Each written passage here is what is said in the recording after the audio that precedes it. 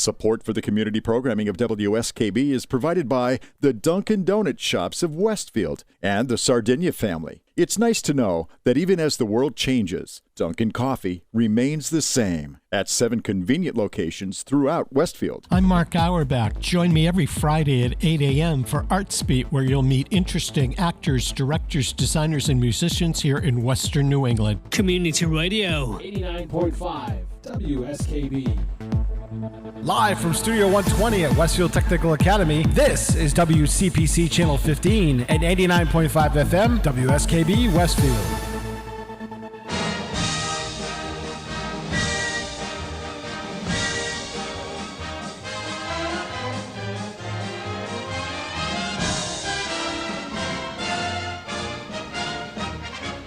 There's no business like show business, like no business I know.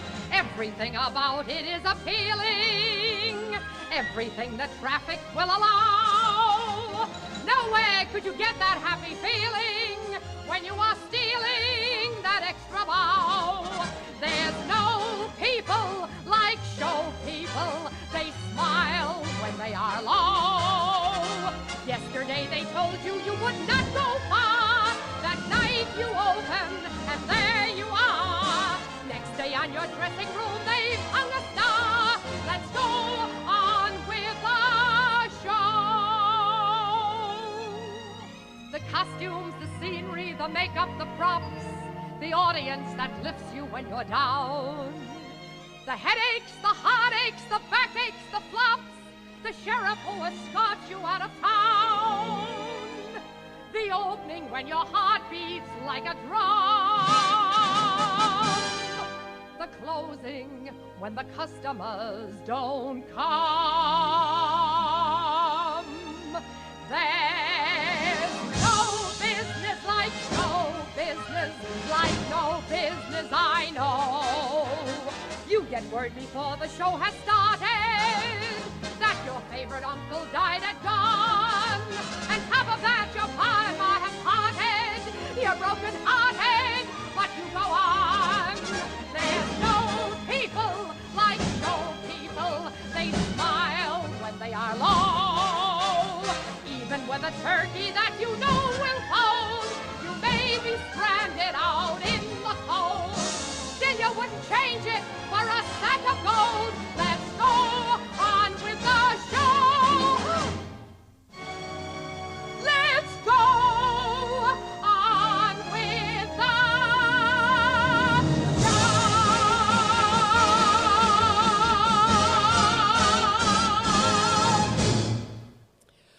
And there you have it. Obviously, that isn't my singing, but that's okay. We'll go with it, and it's good for now. Good morning, everyone. This is Kathy Palmer coming to you from WCPC Channel 15 in cooperation with Westfield State University at 89.5. We are Westfield Community Programming. This is usually the Ken's Den Hour. Obviously, I am not Ken. But Ken is already poolside in Orlando. I know. He's off in sunny Orlando, and I do hope that Lucky the weather's dog. better. So the man speaking to us underneath the glass and in the bottom of your screen, if you are watching, is none other than our trusty, wonderful producer, Mr. Peter Coles. Good morning, Peter Coles. Good morning. And how are you today? Help.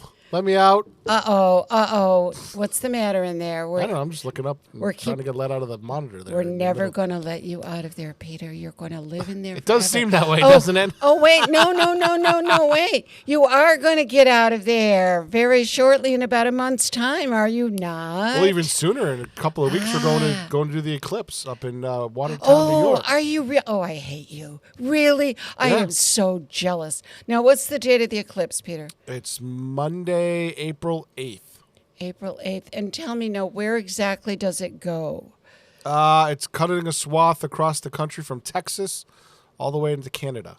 And now, how far away do you have to drive to see it? How many hours? Watertown's only about 3 or 4. Oh, that's not too bad at all. I wanted to go to Texas because some smart Of course person. you did. Well, some smart person outside of Austin or San Antonio built a Stonehenge replica And the center line No, for sir. the eclipse goes literally right through the Stonehenge replica. So No, sir. they must have looked ahead to this one. And it's in part of this artist community commune thing going on out there.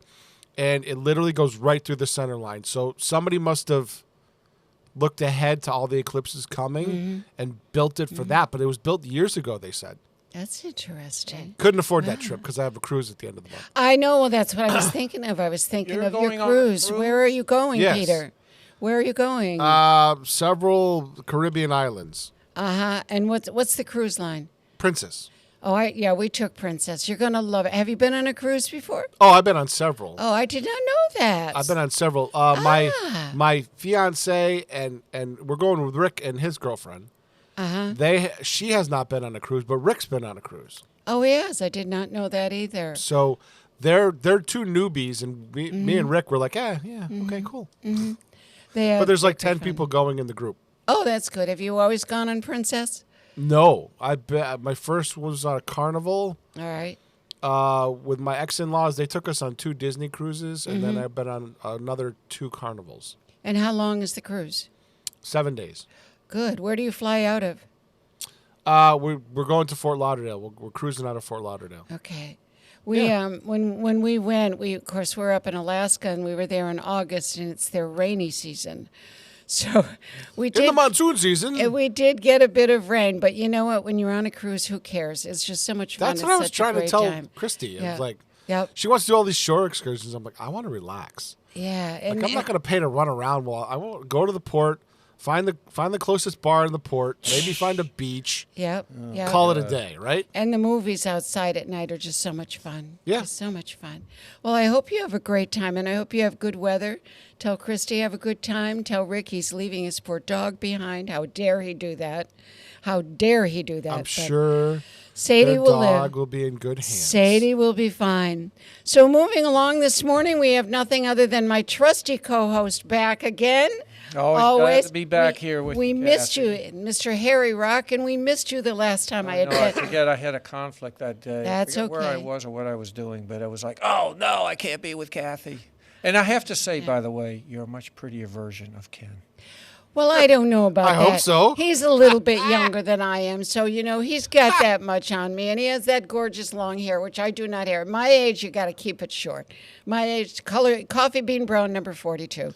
But Yeah, you keep it long, that color gets really expensive. Yeah, it does. Well, it's just long gray hair is not pretty unless it's the right kind, and it's not in my case, but that's okay. That's why I have short gray hair. But Actually, Ed and I, even Ed Schiff Ed and I, has we all have the beautiful same hair. color. You We're all both white. you both have beautiful hair, Right. but we missed theirs you. is full. Mine is very much lacking on top. We had Denny Akins take over for you, and Denny, of course, Denny's a very old friend of mine. I've been friends with Dennis Akins since I was maybe 17, and Denny was about 13 or 14. We worked at Camp Togawak, which was a special needs camp. Not too far from here, up the road. The school committee still has it. It was the original, here comes your history fact of the day, folks. It was the original pest house for the city of Westfield. And pest house. As in Pest insects? House. And pest house was your isolation hospital. They were called the pest house. In fact, Springfield Isolation Hospital. Never heard that. Yes, Springfield Isolation Hospital, where I was for polio, when I had polio, they still called it the pest house. Pest? Yep, look it up. Google pest Think house. of that as like Nope. infestation of Nope, bugs. it's not bugs. It was a pest house. So without any further ado, Harry, we have some great people, including yourself this morning. Well, thank you for including me in that group, but this is This cream is of an the crop esteemed right here, group, these two. folks. When you think that there isn't anything to do in Westfield, and gee, I don't have anything to do. Where am I going to go? What am I going to do? It's a weekend. Let's go out and celebrate. There are places and there are things you can do, and there are wonderful people that you can hear performing. in restaurants, in other venues, in other places, and in the summer outside, Harry, where you do a lot outside, and we will get to that. But I would like to introduce our guest. We have Mr. Ed Bentley to my right, and then in the middle we have Mr. Chip Arnold, both men that Harry and I are familiar with. And, of course, none other than our Harry Rock, who performs locally, and you performed just last night. Wait a minute, You are you said- calling him a Harry Rock? I never thought of that. No, I would You never call stopped him there. Harry. There was the pause there. and I wasn't sure. Well, it could either be a hairy rock, or it could be a fuzzy pebble, or a Fuzzy furry pebble. boulder. Well, one thing I would not Most refer to people you have to as think, what is he talking about? no. My husband is Harry. You are not Harry. Definitely not Harry. TMI. But you played last night, Harry. Yeah, I was at Ciro's. I'm part of the house band there, and I play there every Monday night. Oh, I didn't know it was a regular gig. Yep, every Monday night. Oh, Yep. good for you. Excellent. Do they get a lot of traffic in there on a Monday night? It really varies. It's generally fairly light, being a Monday. Last night I was surprised because when I got there were a lot of people already in the restaurant, so we set up really quickly and started playing. But yeah, it kind of comes and goes. They're just one block down from the Red Rose restaurant, 2 blocks Ciro's down. is an institution in Springfield. Yeah, It is, great isn't it, restaurant, Peter? You're but the right. Food Yeah. is excellent. So they Yeah. they feed us afterwards. They'll make up a meal for all of That's us. worth going. And it is, man, the pasta is phenomenal. So I always eat like half. I bring the other half home to Ann. She always looks forward to that. So, yeah, so I'm a little raspy this morning, actually, from that. Well, we'll take rasp over not having you. We don't mind at all. So let's bet. start with Mr. Bentley to my right here. Another And institution we here have in known Ed Westfield. for a long time. So, Ed, tell us a little bit about yourself, what you do, where you're from. Are you from Westfield? No, I'm from Springfield. An import. Yeah, I'm an import. I've been here over 30 years, though. Oh, my goodness. Well, that makes you a Westfield person. He's like me. You're okay. Yeah. You're an import too, Peter? Yeah, oh, that's we've- right. Oh, yeah. You're I've only been here 20. No, I grew up in Springfield. We're Oh, I thought it was 33 years. Chippy. Ann and I are 33 years now in Westfield. But talking about Ciro's, I played there 40, maybe 50 years ago. Wow. Zeros. Yeah. 50? Oh, yeah. What were you doing this when you were like 5? No, but I played down there. It was Mama Shabelli she ran that place. Oh, wow. Yeah. Oh, my yeah. goodness gracious. That's how long that place has been around. It's been around ever since I can remember. It's a really nice restaurant. Yeah. Yeah. So, speaking of performing at Ciro's, now, Chip, you need to listen to all these questions because there will be a test later. All right. And it's not going to be true and false. It's essay. Ed, how long have you been? What do you play, first of all? What do you play and do? What do you mean, instrument? Instruments, yes. Oh, I play the mandolin. I play. I didn't know you played Yeah. mandolin. I don't take it out very often, but every once Okay. in a while. And I don't know. Do either one of you play mandolin? No. Only during Robin Hood. That's right. Thank you for that I know shameless 5 plug. chords. Thank you for that 5 shameless plug. chords. We appreciate that. 5 chords. That's funny. Yes, go ahead. So, what else do you do? You play- Bass, guitar. That's about it. Banjo. I Oh, think banjo, that's- yeah, too. Yeah. Well, that's about 5 more than I can Yeah, play, so right. we're good with that. How long have you been performing? I was thinking about this the other day. The first time I played out in front of a large crowd was in high school. I was 15 years old, and when I went to school, up on the bulletin board, it says looking for a guitar player to play in the school show. And I says, yeah, I got a guitar, and I've got an amp. And so I go to this room, and there's 2 guys and 2 seniors. I was a freshman. It was at the High School of Commerce in Springfield. And it was a black saxophone player and a Puerto Rican drummer. Now, these guys were seniors in high school, and they were already so good they were playing in the jazz clubs in the area. That's how good they were. And here I am. I can play a few chords, and the name of the song that they wanted to play was Honky Tonk. Oh. Bill Doggett's Honky Tonk. Yep. And it has what they call a shuffle beat. And so the drummer says to me, his name was Nick Vasquez, and the saxophone player, his name was Harry McDonald. I still remember that. So Nick says, can you play a shuffle? on an E chord. And no, I don't know what you're talking about. He says, give me your guitar. He says, all you do is take your fingers and just kind of flatten them out when you're playing the E chord. He says, go home and practice that for a week and then come back. Well, fortunately, I got the job, so that was my first big time That's a great playing in story. front of a whole school, yeah. Yep. Yeah. That's funny. Chip, what was? Oh, we have Chip Arnold. Chip, what do you play? Several instruments. I'm not a master of any of them, but Oh, that would be, guitar, that's debatable.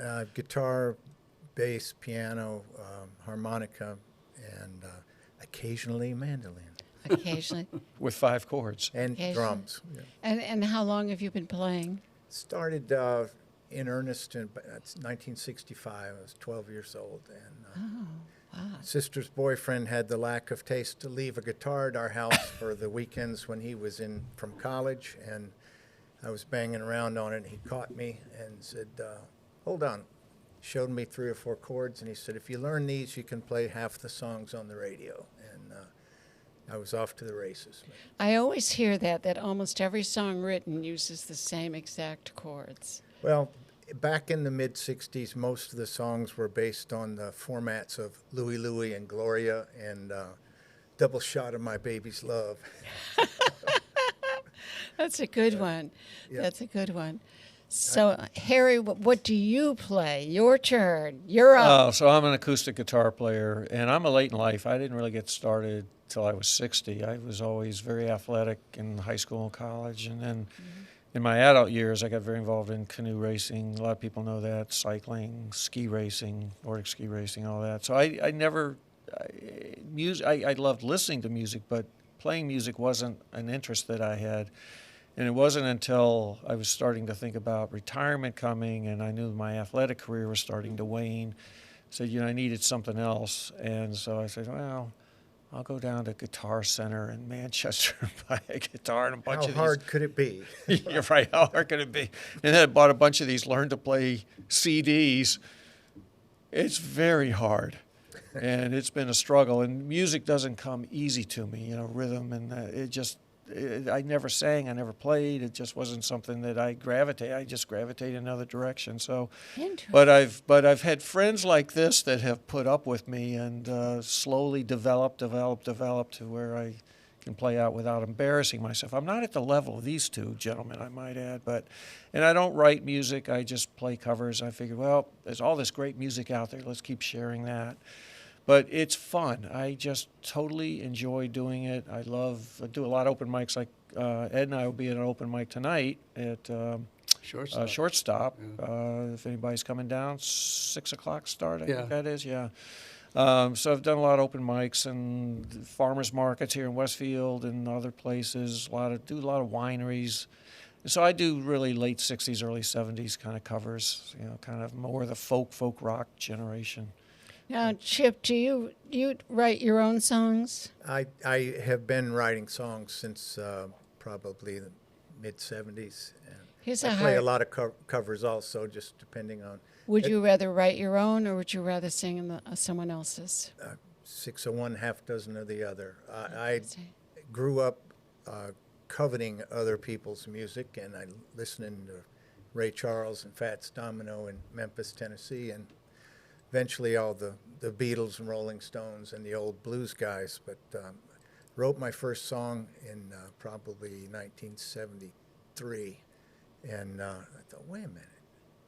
I just did it as a gag. Let's see if I can write a simple country song. And I did. And I said, well, if you got a truck and your truck doesn't work and somebody leaves you, you're good to go. As they say, Your girlfriend's cheating on you. Yeah, they say 3 and chords, you got a dog. 3 chords and the truth. That's.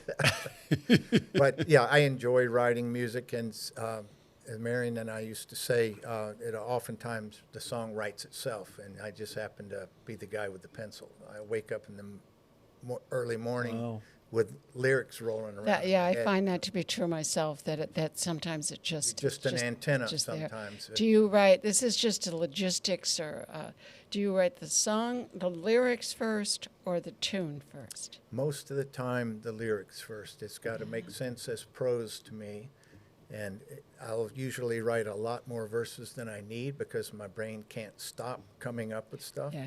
I find I hear the tune first. I don't know why, but I hear the tune first and then I hear the lyrics. Yeah, it works both ways, but most often I'll come up with an idea for a song and I say, whoa, that's a good tagline. I could build a song around that. And the process for me is usually rather spontaneous. I'll get that idea and start working on it, and 30 minutes later I've got at least the basis of a song, and then I'll worry over it for a few days and take something out, put something else in. But the music. Problem with the writing process, though, that I find, I don't know about you, and it goes for anything that you're writing, is you keep going back and fixing and changing and fixing and finally you just have to say, nope, I'm done. This is At it. some point, it needs to give birth. Yeah, you're right, Peter, because we just, wait a minute, I think this word is, wait a minute, should I, wait, hold it. You have to stop. What about you, Ed? Do you write your own music? Yeah, I do. But What's your process? He's a great songwriter. Actually, I'm the opposite of you guys because I come up with chord progressions, and then I'll come up with some words. And one of the ways, what I would do is I would be sitting in my lazy boy watching TV with my little table next door with my pad and my pen, and something would come up on the news. Somebody would, a reporter or somebody would say something, and that little phrase would just jump out at me, and I'd write it down, and then from that title, I wrote a song. I wrote a song about Dolly Parton, and for years, and the way I got the title, it was on a joke sheet. The joke was, I wish I could dance with Dolly Parton because I know I'd never step on her toes. And I had this title. I had this title for 10 years. Funny. And I ended up going to a bluegrass festival down in Connecticut. And they have these meet and greets where you can talk to the musicians. And one of the groups, the guitar player, played with Dolly Parton. And he was telling this story about how she does not like to be touched. You cannot come up to her and touch her. You'll be in big trouble. And so he was backstage with her girlfriend, and Dolly, her wig, her hair was coming down on her eyes. So he was supposed to come out dressed as Elvis, and because she really loved Elvis. So the girlfriend says, when you get out there, just brush that hair away from her face, And he's going, well, I don't know. I can't.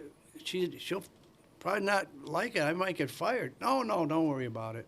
He goes out there, he does it. She gives him a look, But that was the basis for this song that I wrote called I Wish I Could Dance with Dolly. I got a good song out of that one. I wrote that one like 15, 20 minutes after he told that story, yeah. Had we known, we would have made you sing it, wouldn't we?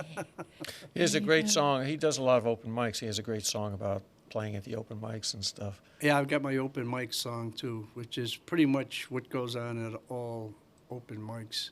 Same thing. People are drinking beer, talking, playing music, Yeah, do you guys, and I think that happens a lot, do you get disconcerted or insulted by that when people are talking while you're singing? No, they're just having a good time. In most cases, at least for me, we're background music. It's not a concert.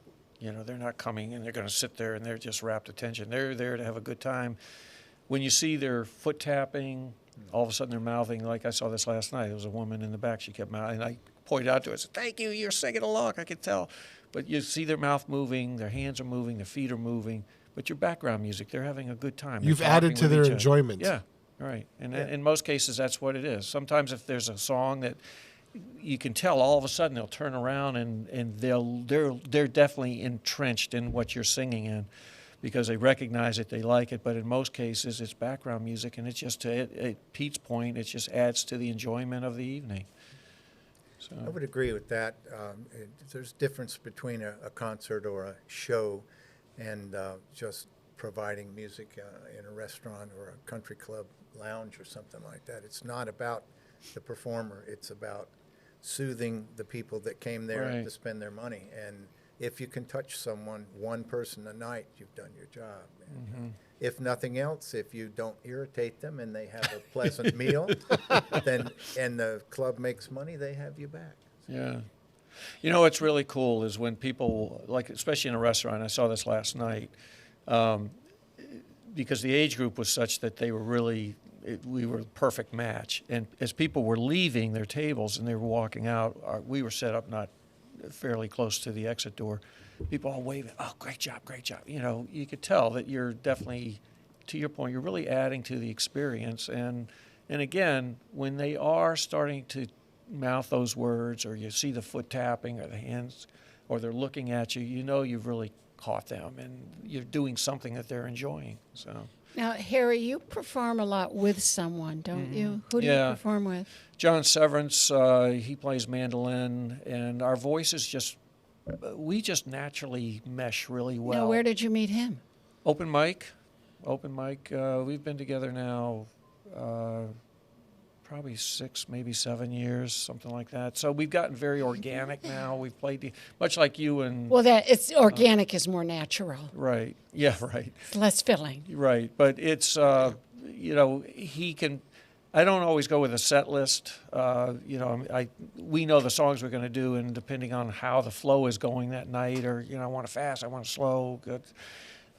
He'll just pick up on whatever I'm doing. I don't have to look at him. I don't tell him. We know how to start together. We know how to end together. Sometimes I might get stuck on a lyric, and I'm looking at him like he knows, and he'll give me the... Oh, that happens to all of us. Once I get the first word, I'm good. But know. every now and then, it's like last night I was doing a song, and I'm like, what's this song? I'm done with the intro, and I'm like, I can't think, and I'm going to the intro again, and I'm looking at John. I'm doing he can tell I'm doing it 3 times. I said, Chip and I know that. We know when the words don't come. oh my God! All of a it's the sudden worst they're all feeling on in the stage, Chip, and they're just, world. Right.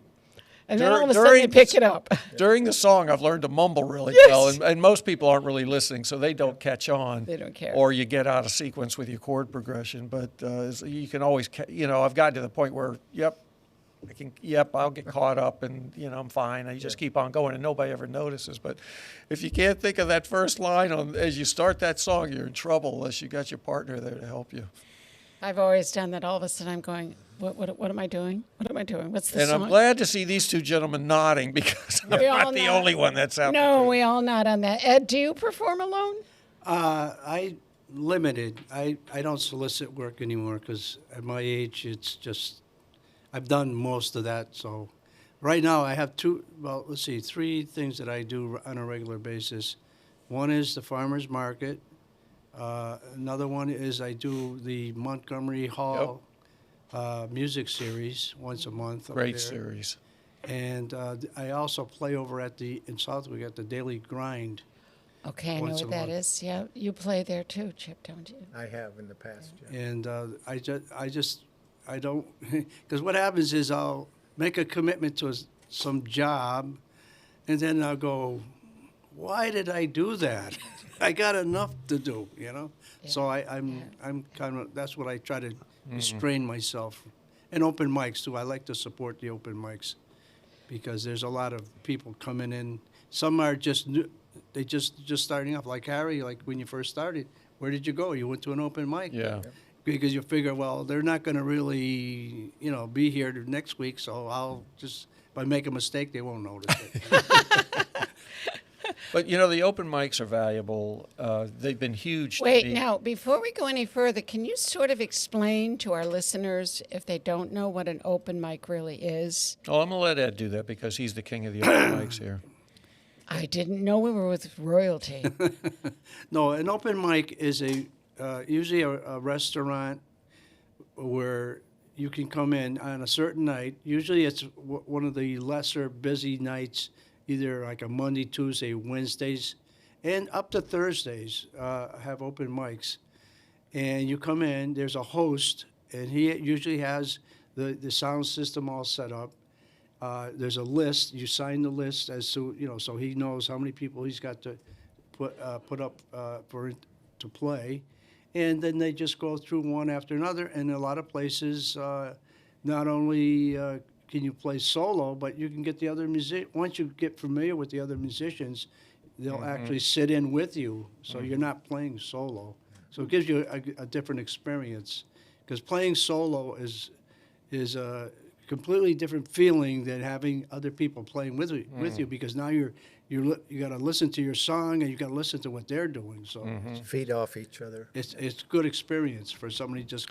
It makes it a lot more interesting, a lot Yeah. more fun, because it adds layers, and you can Yeah. stretch a song out. And like if you've got someone like Chip, who's a phenomenal lead player, you know, once you go into your break, you just turn it back to Chip, and he's going to run with it, and it just makes the song that much more interesting. Because for me, I'm just a chord.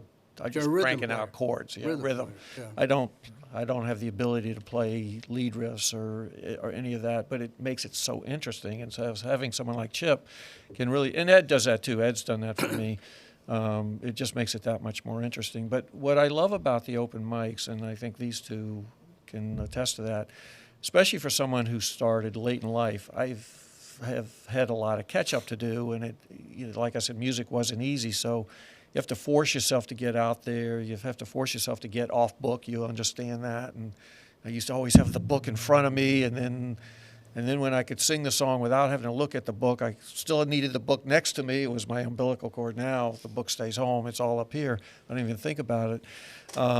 But it's like a mini concert. It's that experience of being able to get up in front of people for 10 minutes, 15 minutes, half hour, depending on how long it is. It's like a mini concert, and the experience it gives you and the confidence it helps you gain is huge. And to Ed's point, the ability also to have other people jump in and play with you is huge.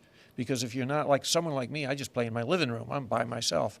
I sound great in my living room. It isn't until I get out in public I say, oh man, this guy really isn't very good. But to be able to play with other musicians, it forces you focus on your timing, your rhythms, being able to give them playing time and air time, and knowing how to do that and how to come back in on time, how to work with a drummer is a whole different thing versus just two musicians. So the open mic is especially for beginning, like someone like these two, they don't really need it. Ed goes out a lot because he just enjoys doing it. But they are so accomplished and they've been doing it for so long. But someone like me who doesn't have that base of experience, I have a lot of catching up to do. I have to get my confidence up in front of people to know that, yep, I can deliver a song. It's something that they're enjoying listening to, and I'm not embarrassing myself or the venue or the host that's doing that. Not to say that doesn't always happen, but but it can. But the open mic really does give, especially entry-level musicians, the opportunity to really help craft what it is that they're doing. Chip, have you done those? Absolutely. I was blessed at a young age, growing up in Memphis, Tennessee, to have a lot of friends that played music. You're a Tennessean? Absolutely, yep. Oh, we didn't know that. Spent 20 years in Houston, and I had friends. We didn't do open mic. It was more like a garage band back in the day because we're teenagers. Sure. We're playing the Rolling Stones and the blues and different things like that. And then all of a sudden we're playing church dances, and then we migrated to nightclubs. And when I moved to Houston, the first thing I thought of is, well, I had been playing for 20 years. Where am I going to go do that in Texas? So I went to a club that had a blues jam on Thursday nights and signed up with the List Wrangler. And next thing I know, I'm playing with some folks. And come up here, I'm 45 years old. I've been playing for 30 years and go to the TikTok Lounge on Worthington Street. And I remember the TikTok. Yeah, I run into Do you, Peter? people like Jason Prouty and Carl Hopkins. I saw those my guys, gosh, and I said, if people like that are around here, I'm going to fit in just nice. And I ended up, being invited to join a band from showing up at the open mics. We do have to bite the bullet. Yeah. I've known Chip for many, many years, probably 20 years now. Officer Pat Downs. Yeah. He's been in our murder mystery. And I have a wonderful story about Chip. We were doing a mystery dinner. And our mystery dinners are ridiculously silly. There's nothing high drama about our mystery dinners at the Women's Club. If you've ever been to any of them, we haven't done a few lately, but back in their days, and he was Officer Pat Downs, and there was this woman in the front, sitting right in the front, and she just thought he was the funniest thing coming down the pike. Every time he came out, and he'd start patting himself down, Officer Pat Downs, where's my pad? And he was always looking for his pencil and couldn't find anything. She was literally falling out of her chair laughing. It was hilarious. But what he didn't know that I knew is she had stage 4 cancer. Oh. And he gave her the best time ever. She laughed all the way through it. And that's a gift. As entertainers, when we can do that, that is just a gift. And it's one of my favorite Chip stories. But I have known Chip for many years. Chip has had to reinvent himself recently, and I will let you answer to that as much as you would like to answer or not answer. Okay. Well, I've had the blessing of having known Marion Dunk for the best part of 25 years. Yeah. We started playing together in church, Grace Lutheran Church, back in probably 2000, roughly. 2001 maybe, when I got drafted into the band. And we had a lot of fun playing and making a joyful noise unto the Lord. And then I ran into her at a Delbert McClinton. It didn't hurt, did it? That's hurt. what she would ask you if Yeah. you said I ran into. She That's would right. say, did it hurt? I saw her across the crowd at a Stearns Square concert in Springfield with Delbert McClinton. And she was bobbing her head just like me. And having spent the best part of 20 years in Houston, I knew Delbert very well. And after the show, I said, "You like Delbert?" She goes, "I love him." And I said, "What about Little Feat?" She goes, "Oh, keep talking."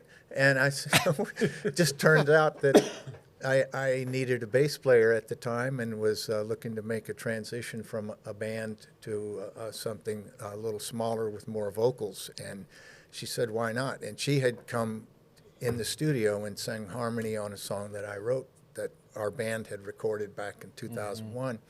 I knew she had pipes from the church, so we formed the Keepers. And we played as a duo for the best part of 18 years, and we'd have guests come and sit in with us, Carl, different people, but played at a lot of charity events, restaurants, a couple of clubs, and then she said, "Oh, by the way," That famous phrase. Yes, Kathy and I have an idea. Kathy and I do shows at the Westfield Theater Group, and we're going to be busy for the next 3 months, so don't book anything. By the way, you realize you have to play in the pit band.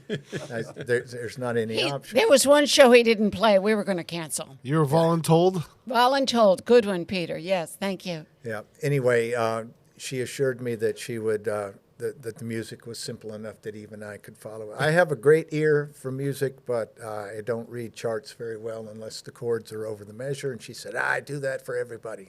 Okay. So here we go. And started out with, I can't remember the first one. I don't know. The Brom Bones and all that.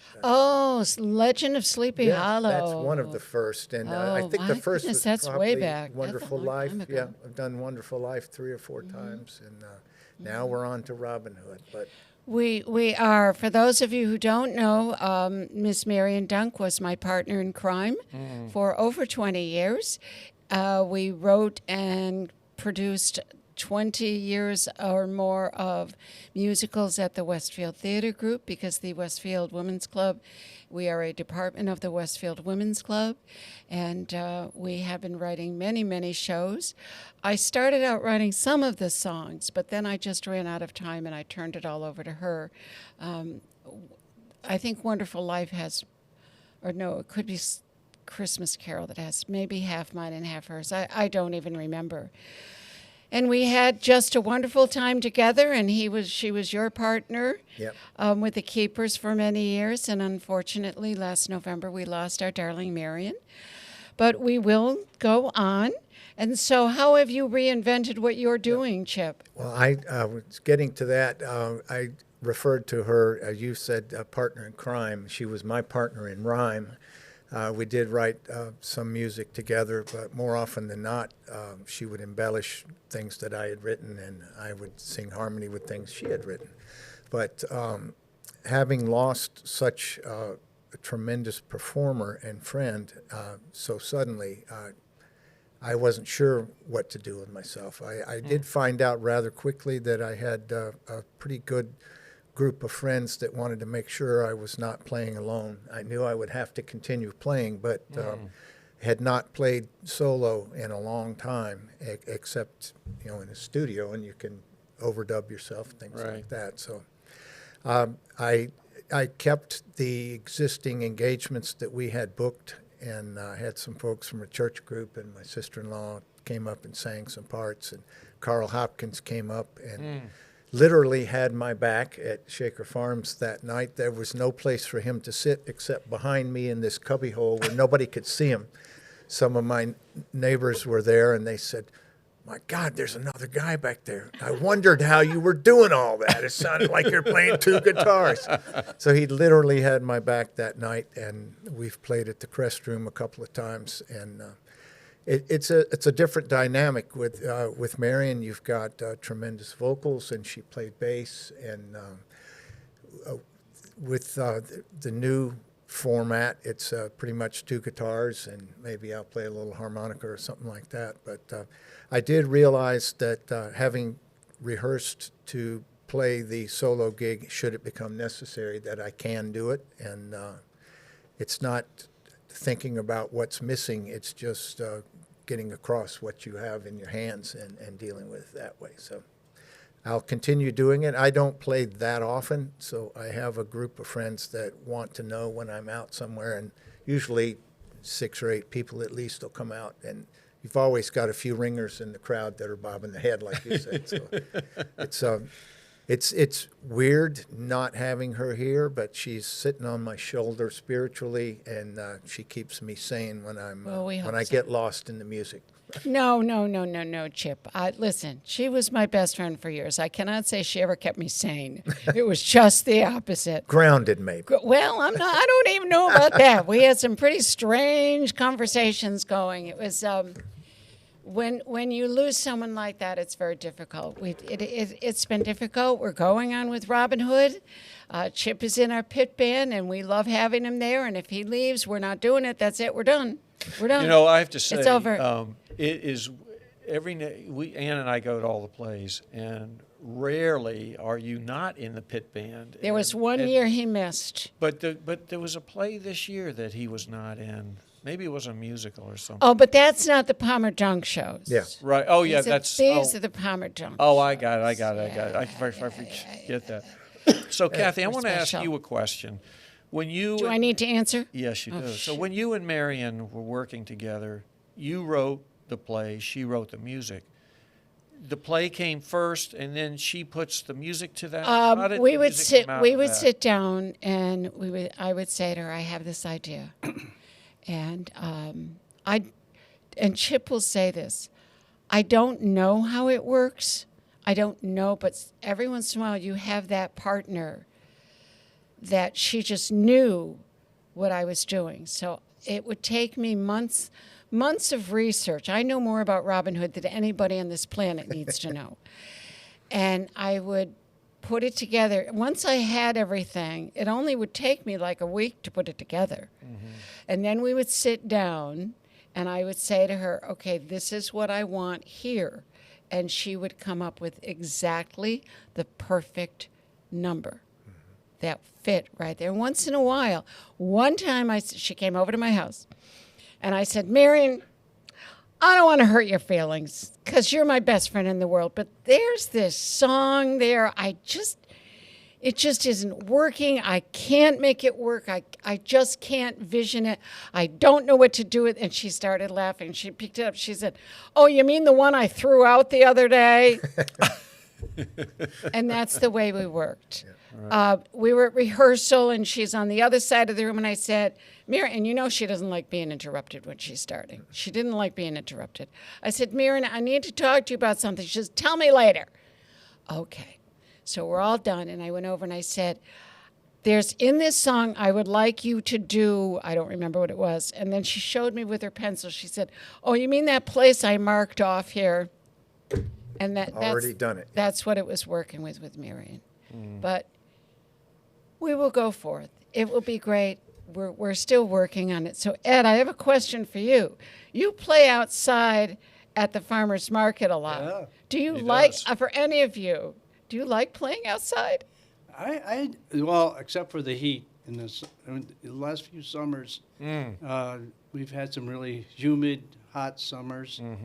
Luckily, and unfortunately, we used to play underneath the big beech tree, so we had shade. That's a huge right. loss. The tree is gone. That tree is now No, gone. that's a and disappointment. that really, It was such a nice spot. I used to say, boy, this tree will probably be around a lot longer than I will be, but It got an earlier start. yeah, but it's gone now. That's the tree, the Church of the Atonement on the corner. For anybody who hasn't been to the farmer's market, the Church of the Atonement is on the corner of Pleasant Street and Court. And every summer, when do they start?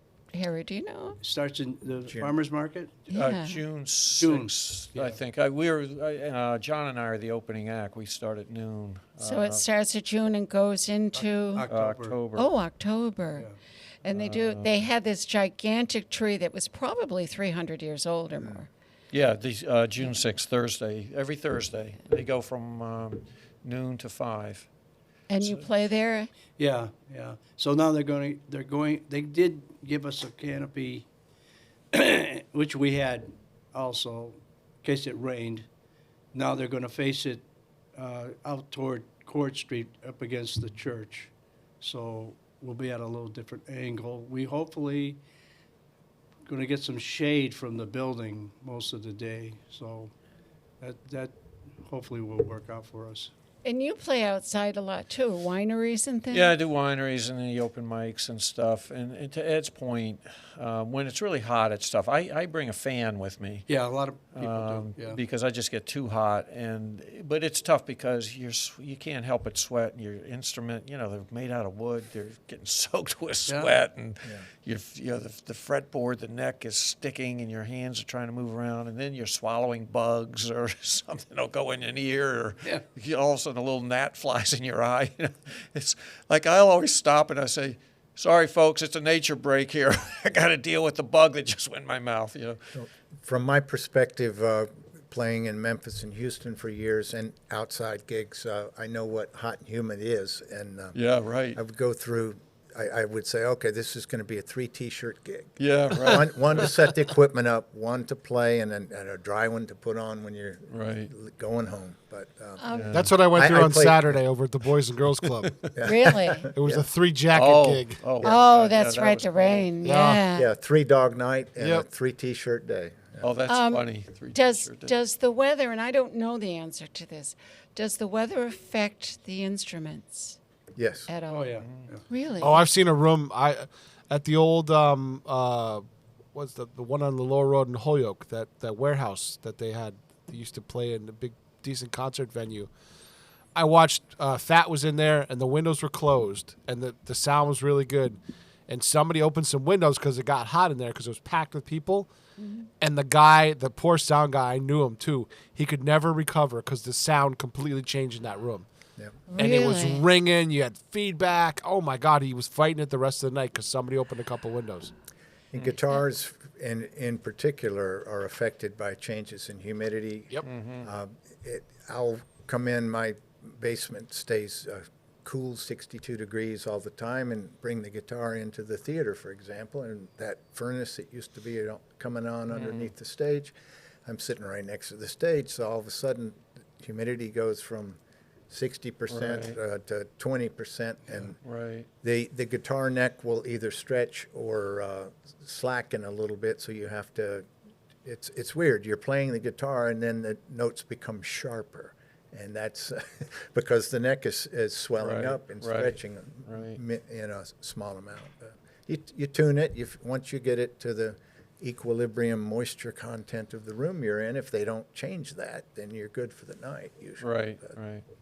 And same thing with drums. If you're playing outdoors, the drum heads will get looser than they should be if it's really humid or if it's raining nearby, that type of thing. I have a personal question. No, I don't want to know how old you are. I don't want your social security number. But if you want to give it to me. Pay or no pay? What is your opinion? I know there used to be this thought out there that, oh, they'll come and do it for nothing. They're going to sing. But I learned this from my partner in crime there, that you're expensive. Your equipment is expensive. It is. And it's yours. Right. And you have to lug it around and pay for it if something happens. So do you always get paid, not get paid, sometimes get paid? Do you have a preference, Harry? Well, the preference obviously is to get paid, but you don't always get paid. Like Thursday, I'm at Springfield College doing a scholarship benefit that I play at twice a year, every year. You don't get paid for that. I'll get some food, but that's a fundraiser. Mm-hmm. And so I'm sure, I know the two of you have gotten asked to do fundraisers, and so you do play for free at those because the intent is for the community good. You're raising money for whatever that charity is. But when you're out in a professional setting, you're part of the entertainment. You're a professional. You work hard. You have practiced hard. It's not just showing up. It's the time that you put into practice. You spend a god-awful amount of money on your equipment, and I'm at a deficit that I will never make up. I know that. Yep. But, for me, I do it for fun. But it's nice to at least be recognized for your professional services that you're providing. It's no different than being a waiter or a plumber or anybody else.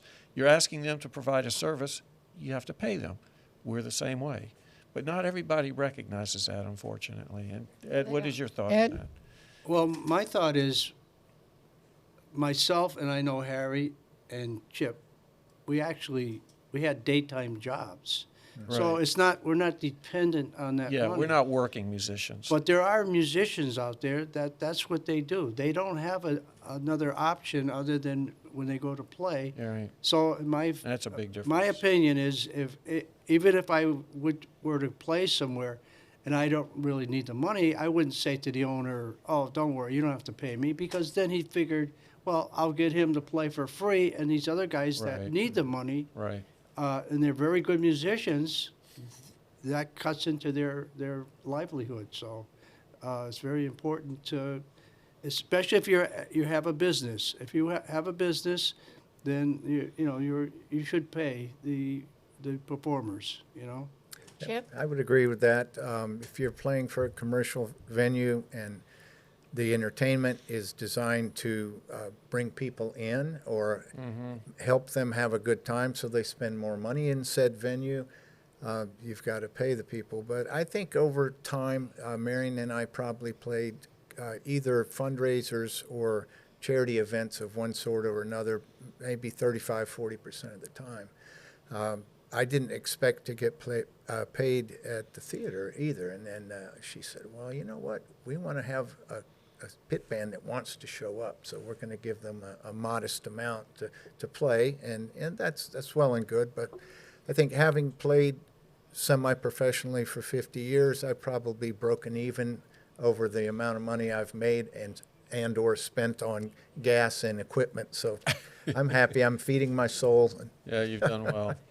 Well, we've gone very, very quickly, and but before we do sign off, what I'd really like to do is know if you three have anything coming up that we should be aware of, or places that you do play frequently, so that we can catch you somewhere. Harry, what have you got coming up that you're playing? We know you do Ciro's every Monday, you said? Yeah, Ciro's at every Monday. I was at the Holyoke Legion 351 every Wednesday night. I was part of the house band there, but they just stopped that 2 weeks ago, unfortunately, so that's no more. So no, nothing more than my Monday night things. Tuesday nights, I'm going to try to start going down to the shortstop. And I keep thinking there's something on Thursday night. I can't remember what that is. But really just waiting for, I just love the summer. I love playing at the wineries. I love playing at the at the farmers markets. Ann and I have a condo down in Rhode Island. Is Tom Sawyer doing the open mic again downtown? No, Oh, no, that's too that's bad. not. But I am going to be playing at the Articulture that's coming up May. at the Amelia Park. So I've got that, and Pete may have me playing at the Brewfest as well. We may be the opening act for the Brewfest, John and I, the rock duo. So Excellent. Chip, what have you got coming up? Well, as we mentioned earlier, I'm in the process of reinventing myself musically, so I don't have a lot of things booked right now.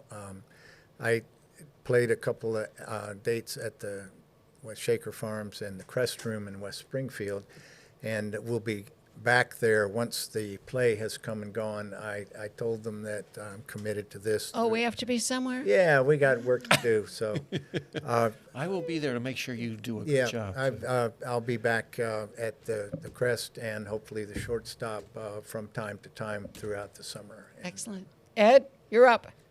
Oh, well, I have a monthly event at the Montgomery Town Hall. Yeah, you're there all the time. And it's amazing. The people come in and they actually sit and listen to. That's they a don't- concert. That's yeah, a it's concert. like a. Is these that peo- the white building on the road? Yeah, Yeah, next to the library, the little Yes, library. yes, Yeah. yes. But those people are very appreciative. It's a huge, they fill that room. Yeah, they fill the room, and it's Did you something know to our look music forward to. director is from Montgomery? Yeah, okay. I did not know that. And the other one is the Daily Grind. I do that once a month on a Sunday, 11 to 1. So you can come over. They have nice breakfast menu. People come in, have their coffee. They have a full breakfast? Yeah. Well, yeah, they do. Oh, wow, I didn't realize that. Yeah. So Well, it's been awesome having you three share with us. So, folks, please remember, we have none other than, I'm not going to say Harry Rock. I'll say it all together so Pete won't make fun of me again. I thought that was funny. It was like the is pregnant funny. pause. I was like, ooh. Ooh, By the way, Harry going Rock. out for the break, I have the perfect song Oh, of excellent. a gig gone bad Oh, that sounds good. from a New England artist, Patty Larkin. So we had Harry Rock today, and we had none other than my best friend Chip Arnold, who will be playing in the pit band for Robin Hood coming up the first 3 weekends. And if you weren't there, we know where to find you. And Ed Bentley, yes, sir. What now? And as What- we what? go out, I want to say that the most favorite song I have ever heard was the one that Chip and Marion did from the play from the Westfield 350. The 350. The Westfield. Happy What was the birthday, name? Wes- I need the help on the name of Happy the song. birthday, Westfield. Happy birthday, Westfield. I thought you were going to say proud of you. Yeah, And, that one and I I love love the that Happy song. And Birthday. and unfortunately, we can't do that now. But I always wanted to get the two of you in here to re-record that song because I wanted to make it my opening song for my show, Rock on Westfield. And unfortunately, that You know isn't what? gonna happen now. Peter knows enough to be able to cut that I'm song out of the hoping video. you can. But my favorite song of all time. And you played that on the trailer in the Westfield 350 parade. Yes, You're they going did. out. Yes, I they remember did. that. Yeah, playing was- outside's one thing. On a moving flatbed is And Ed was on another the trailer as well. altogether. Ed has Yes. done that quite a bit. He also plays in the Wyben parade, too, on the trailer. So. Well, and we were up on the stand. Bob and I were the MCs for that. And all of a sudden, I heard this song coming down the street here. And I thought, I know that song. Oh, my God, my favorite I know song that of all song. time. You guys did such a great job with it. Yeah, we did that too, and we had a great time. But I want to thank you three gentlemen for coming in. So there are things to do in Westfield. There are places to go. Make sure you check your favorite restaurant. And you know what? If they're not there, you can always call the restaurant and say, hey, I got a great idea. And with that, Peter, take us out to the next hour. And thank you. Well, I was minding my own business, singing songs in some old bar. Yep.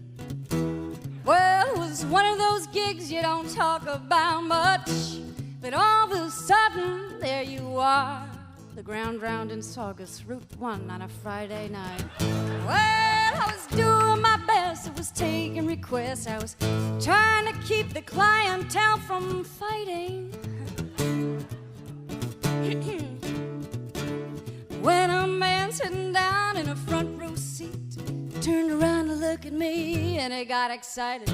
I could hear him say, as if it were today, hey, not bad for a broad, not bad for a broad. Well, she picks guitar like no chick I ever saw. Not bad for a broad, not bad for a broad. Of course, she'd be much better if she were a guy, but oh my, not bad for a broad. Well, I couldn't believe it. I just couldn't believe it. I mean, I was from Cambridge. I had a pair of Earth shoes on, and I thought, wow, maybe I'm wrong. Who could tell? This is America. Give the guy the benefit of the doubt.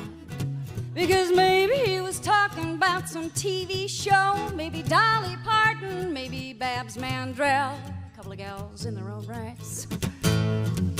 Yeah.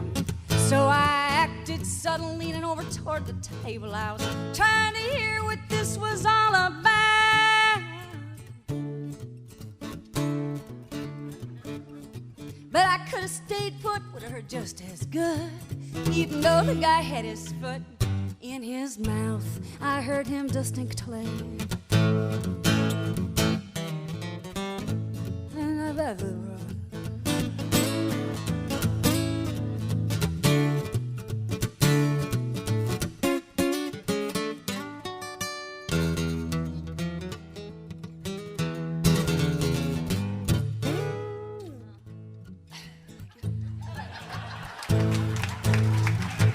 well, I could have been nice, sugar and spice, Shirley Temple, heaven only knows. Yeah, I could have jumped up, done a little dance, clicked my heels, tapped my toes. If your brother is really but a jerk. But instead I made a fist and I wound it up. Ooh, I hit that guy smack dab on the head. That's the feminist part right there. Well, he was feeling no pain, and when the doctor came, I just walked away. This is what I said. You already know. Not bad for a broad, not bad for a broad. Well, you get me mad, and I'm bound to do a good job. Not bad for a broad, not bad for a broad. Of course, I would have hit you much harder if I were a guy, but oh my, not bad for a broad. Look out! Thank you, Jane Fonda. Work it out. Thank you, girls. Support for the community programming of WSKB is provided by the Dunkin' Donut Shops of Westfield and the Sardinia family. It's nice to know that even as the world changes, Dunkin' Coffee remains the same at 7 convenient locations throughout Westfield. Support for community radio on WSKB is provided by Betts Plumbing and Heating Supply Company, an independent, family-owned wholesaler serving Westfield for over 50 years, specializing in plumbing, heating, and industrial piping supplies. On the web at bettsplumbing.com or at 14 Coleman Avenue in Westfield. Hi, this is Harry Rock, host of Rock on Westfield every fourth Wednesday at 8 a.m. Tune in for my view of this place I call home. Community Radio. 89.5 WSKB. Live from Studio 120 at Westfield Technical Academy, this is WCPC Channel 15 at 89.5 FM, WSKB Westfield.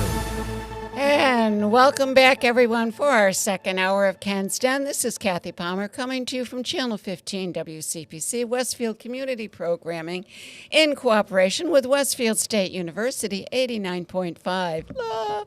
Also available on westfieldtv.org. We have changed for our second hour, Harry. As you can tell, I am not Ken Stomsky. Ken is laying on the beach in sunny Florida by now, and I do hope he has nice weather and has a good time. And he'll be back back with us soon. And we have under glass again, as always, none other than our trusty producer, Peter Coles. Good morning, Peter. Welcome back for the second hour. How you doing in that glass room? Still haven't let me out, huh? We're not letting. No, Keep them behind that glass. although we do have someone that could take over for you if something should happen. I can get him up to speed pretty quick. We're in good stead, aren't we? Look how tall he is. Oh, yeah. Nick, you're so tall. Yeah. Yeah, 6'4" to be exact. Oh, my Lord. Well, this morning we also have my co-host, Harry Rock. Harry, you're back for the second hour. Welcome back. Thank you for staying. We appreciate it. Happy to do it. Always love working with you, Kathy. And for this hour, we have back some of our trusty Robin Hood crew, which is coming up on the first 3 weeks in April at the Westfield Theater Group, which is a department of the Westfield Women's Club. We're located right in the center of Westfield at 28 Court Street, right across from the Westfield Athenaeum. And you can get tickets for this show coming up. They are available online at westfieldtheatergroup.com, or you can call the theater 572-6838. Or you can also just come in and ask about tickets on the day of the show. They are available. We are handicap accessible, and we have also credit card capabilities. So come on down and see us, and if you don't, I will come looking for you. Absolutely. So we have Robin Hood. As we mentioned in the last hour, I started Robin Hood, Harry, with my old friend Marion Dunk. We lost Marion. But we had decided to do this show because it was one of her favorites. We had done it about 12 years ago. And I said to Marion one day, Marion, I have an idea. Now, usually when I say that, as these three know, people run and hide. But Marion, being the fool that she was, said, okay, what is it now? And I said, let's do Robin Hood. And I thought, well, that should be fairly easy because it's a story everybody knows. So it's simple to put that together, right? No, it is not a story that everyone knows. There is no cohesive story, folks, of Robin Hood. The Robin Hood story that you are seeing is just a creation of Hollywood. Robin Hood originally came out, well, some of the time that you see him in is the 12th century, and that's what we're doing. We're doing the 12th century with King Richard and Prince John and the Queen. We do have the Queen with us today. But other stories have it later on in the 14th century. They don't even have his villains that are the same. I know we think of Prince John and the Sheriff. That isn't always true. Other stories have different ones. Other stories have King Edward. And there were 5 or 6 King Edwards. Well, I was the Sheriff of Nottingham. Well, there was no Sheriff of Nottingham in the 12th century. He didn't even exist. He was just a lackey. There was no Friar Tuck in the 12th century. Right. And unfortunately, there was no Marion. Marion didn't show up until about the 14th century, and she was actually from France, as you both were, come to think of it. You are both Frenchmen. You are not English at all. No, we have to take So it back. there you go. So it wasn't easy putting this together, but Marion and I managed to put it together. The question everybody asks is, was there a real Robin Hood? And I can definitely tell you, yes. No. Maybe? Who knows? Historians don't know, and depending on, you can Google it. Please do, folks. Go out there and go to the ultimate source, Google, who knows all, and you will find that different historians will agree and different historians will disagree. There was a Robin Hood, there was a Robin Locksley, there was a Robin Fitzooth, there were other men that fit it.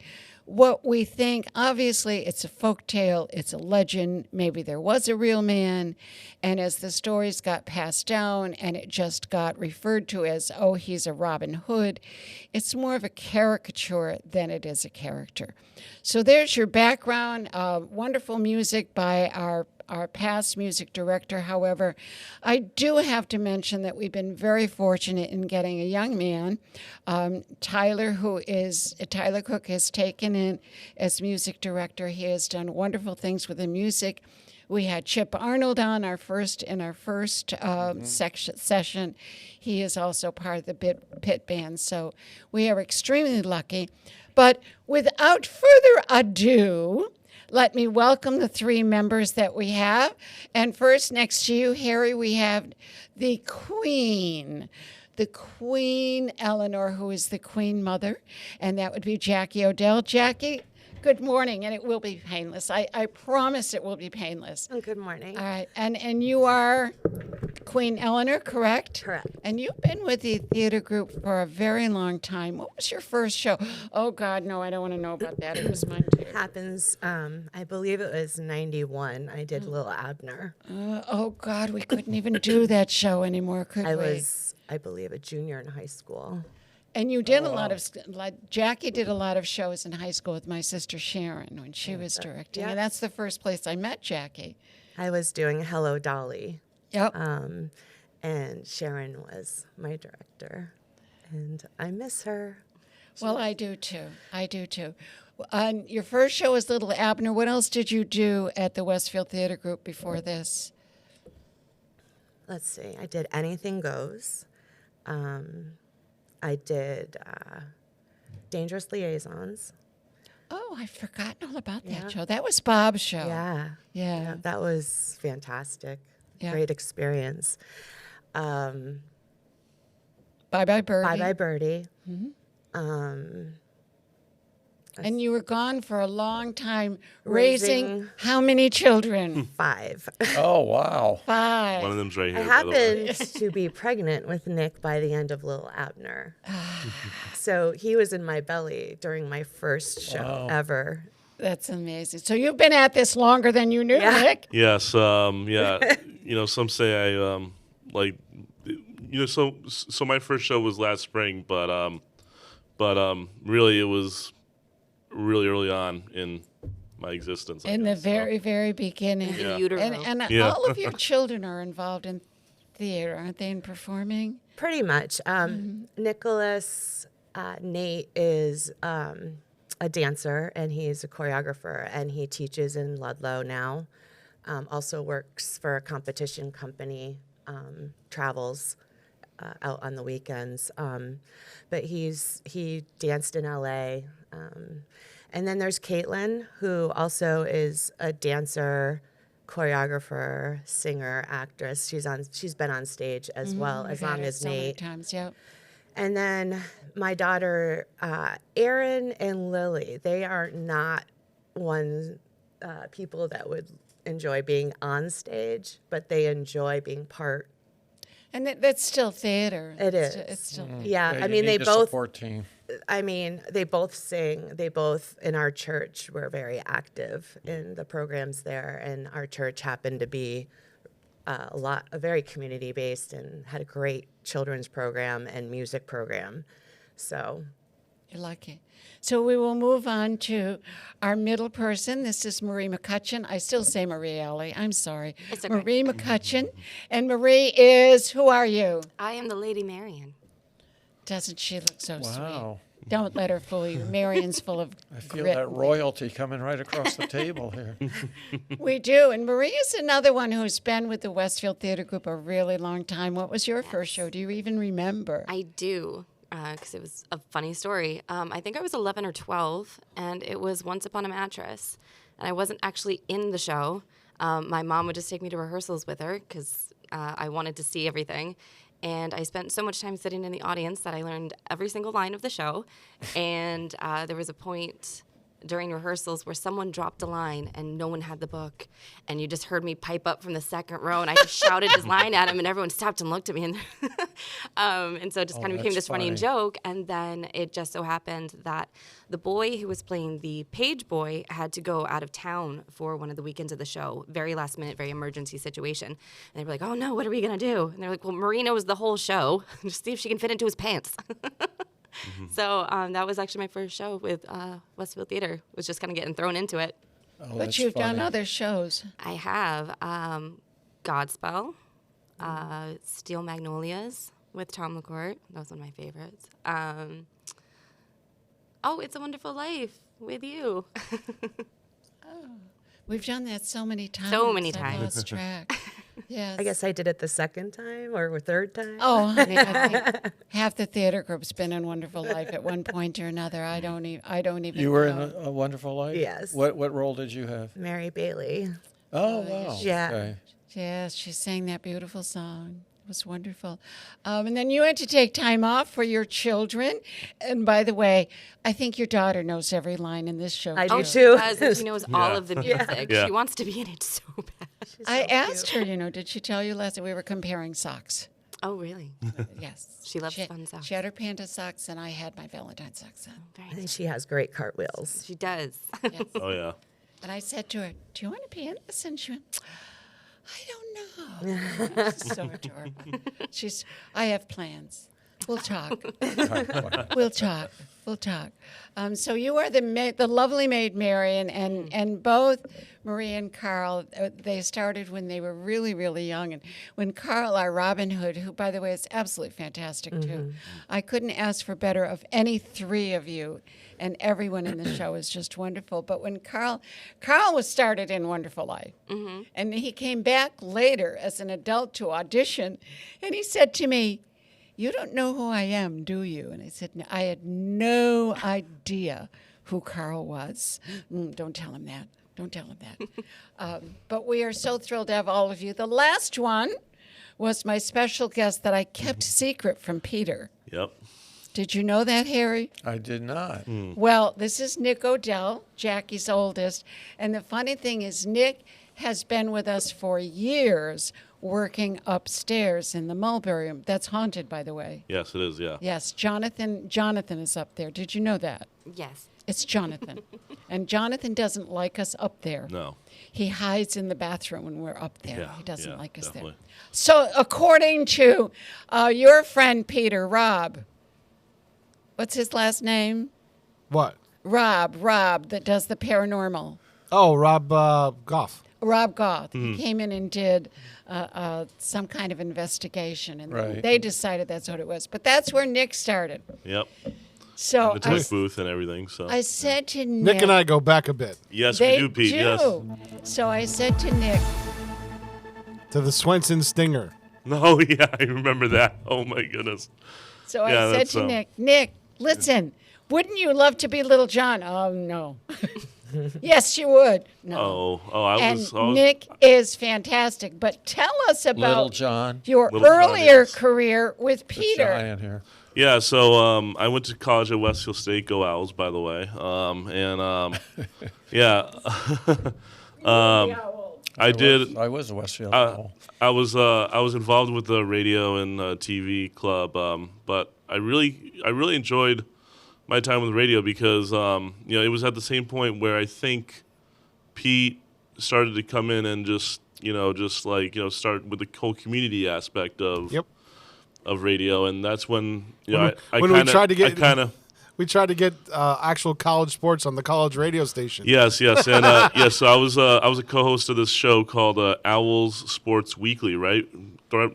Yep. The right, Pete, that was the name of it. Yeah. So I still have in my digital, because I'm a digital pack rat. Yep. I think I have your cross promo. Friday morning from 8 till 9. It's Owl Sports Weekly on WSKB Westfield. That's awesome. I love it. I love it. I love it. Pete But can pull up anything. Unbelievable. I love it. Yeah. Well, hey, he has a whole archive back there anyway. Yeah. So that was a lot of fun. Obviously I graduated. I have a different job now. I work at a bank. So, but yeah, I mean, it was a lot of fun. I learned a lot from those experiences, and I'm forever grateful for that time. Well, we are certainly glad to have you back, but now you are who in Robin Hood? I am Little John. Little John, yes. Supposedly it's Robin's it is Robin Hood's best friend in the tale, or becomes friends with him after a certain scene in the show, which I don't want to give away too much detail. It's okay. It's seeing it that's the yes, fun part. but So you can tell them. that whole scene, I'm just going to tell everyone that's going to be coming to the show. It's going to be, well, you described it. It was a showstopper. It is. It's a showstopper. Like, people probably will be gasping. I gasp. Oh, my Lord. At the end of it last night, Harry, and again, we won't give it away. They do a fight scene. I'll just let it go at that. And thank you, by the way. Kudos to Carl for putting it together, because there's no way I could have put that together. And Carl put it together with Little John. And at the end, I really thought he hurt him. Yeah. I honestly thought he hurt him. And I said to Carl, "Are you okay? Did you get hurt?" You know what's funny? He said, "I'm fine." You know what's funny is that like I think the first time I kind of like because at the end like I kind of like throw him downstage, and it's just like you know, I like the first time I did that, I actually asked him off script, "Are you okay?" Like, you know, and then like Carl with the natural Carl response, like, "It's acting." And I was like, "Oh, duh," you know. So that's like, you know, me and my like you know, like this is only my second show, and this is my first time ever doing like stage combat. So yeah, it gives me a lot of adrenaline doing that, which is good because you kind of need that energy to keep up with the rest of the show. You know, you still have intermission after that, and then, you know, after that's Act 2. So, you know, yeah, but yeah, so it just gives me a lot of energy. And it's a fabulous scene, Harry. And when you see it, as I said to them, if the audience doesn't gasp at the end, they're sleeping. They're just not paying attention. Yeah, you said that last night. It's just that I gasp and I know what's happening. Well, no. I'm going to change that statement. With Carl and Nick, I don't know what's happening. I never know. But Little John, historically, we were talking about the history of it. He is one of the original Robin Hood characters. Little John, Much the Miller's Son, and Will Scarlet are three that are always from the beginning attached to him. And Lady Marian is not. She comes in later. So can you describe your role in the show as Lady Marian? Well, she's feisty, for one thing. She definitely is. Feisty. One of my favorite things about playing Marian is kind of this journey that she has from being, you know, kind of a girl in a bubble to waking up to the reality of what's going on around her and how she can be a part of making things better and figuring out what actually matters by the end of the show. And I have to say, Marie is doing a bang-up job with it. She really is. She's fabulous. She has too much fun up there. So I have a question for you. You said that she's feisty. Yes. So where do you get how to play the personality? Does that come from the director? Are you interpreting that yourself? Does that come out of you naturally? from Where them. where does the personality come from? My mother. No, Her mother is Teresa. You know Teresa Alley? Oh, yeah. Oh, my gosh, yes. The light just went on over Oh, the bubble. Okay, never. Light bulb. Okay, yep. I definitely think a lot of Marian is me, but it is an interpretation of her and just doing research on the wide variety of other amazing women who have played her. And one thing I love about working with Kathy is that she does give you the freedom to explore your character and figure out who they are for yourself. And obviously, she always has wonderful It has feedback to and- be from them. It just has to be from them. So but you're not just making it up. You're doing research to kind of figure out who this person was. Yeah, absolutely. And what how they might have been in real life, and then you're trying to portray that. But Yeah. you're figuring that yourself. Okay. Yeah, from a combination of looking at the different versions of the tales, and then obviously there's a ton of Hollywood media Right. out there, and every version of her is different, but there's always been that kind of common thread of she's a girl who knows her own mind. There's just a point where she kind of forgets that she knows her own mind, and it takes her reconnecting with Robin to be like, oh, no, I do have my own thoughts, and I am my own person, and watching her journey from that. Is that a challenge to try to find that personality, regardless of who you might be acting, to figure that out and be able to carry that through all the way? Or is that easy for you to kind of find that? It hasn't been a challenge with this show at all. It's been such a wonderful experience. Kathy's provided so many resources. Right. She's fabulous, right? No, it's the people you put up there. Marion and I have often said we can write the words. We just write the words. That's all we do. And it's up to these three to take those words and make them work on stage. And Marie has just been a joy to work with. The role of Marion, the romantic lead, that's hard to play the romantic lead. We've all done that. And it's kind of, they're always very schmaltzy, but I don't see Marion as being schmaltzy at all. I think she's a very in-charge young woman. And I think she's kind of a badass. Yeah, she is. She really is, because she's lived in the palace, so she's had all the comforts, and she doesn't want to see the bad side of it, because although she doesn't like John, and the young man playing John is just fabulous. He's the nicest man in the world. Oh my gosh. And he the has nicest. to play this miserable, rotten character. And it's so much fun to watch him. I get the biggest kick. And then, of course, we had Jake and Carl on a few weeks ago. So you met Jake and Carl. Right. And just working with these ladies and with Nick has just been a true joy. But Jackie, there's something different about your character. That's not quite the same, because we made these guys up. But why is your character different? Well, she is someone of history. She's a woman of history. And this is the very first time I've ever played a role of someone in history or anyone who actually existed. All of my characters have come from wherever in me. But this is such an interesting, and I'm honored. I'm absolutely honored to be playing Queen Eleanor. She was reputed to be one of the most beautiful women in the world. One of the most beautiful and one of the most powerful. She's fantastic. I absolutely loved learning about her, and I'm really hoping I do justice with her role. Why did you raise such a rotten son? Not you, Nick. You're not the rotten son. I know. You're the good one. I know. Oh, it's interesting too.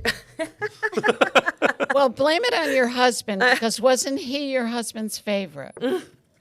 I believe he was. Prince John was Henry's favorite, and Richard was mine. Yes, that's the good king.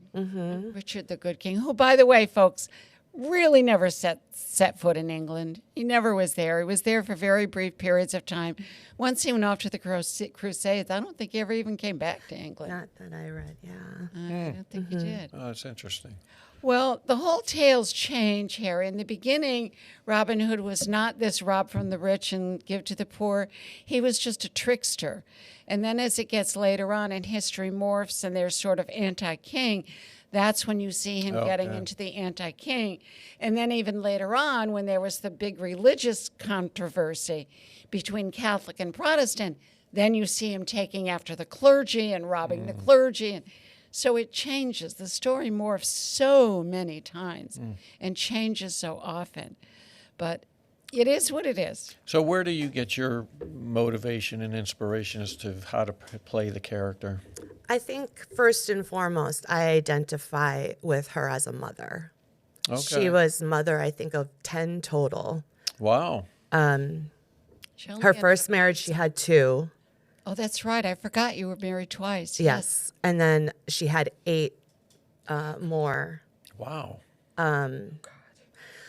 So I know. Having 5 of my own, and I really identify myself more than anything as a mom, no matter what I do in life. That journey, the struggles of 5 different people that, you're honored to be a mother to.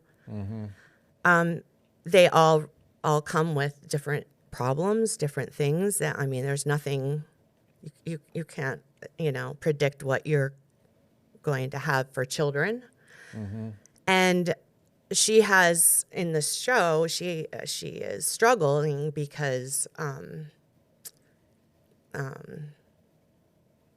King Richard is a very different character than Prince John.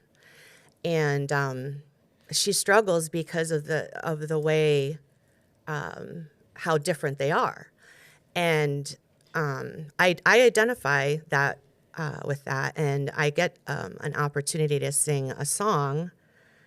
Oh, it's fabulous. And within that song, she starts, very confused, and how does this work?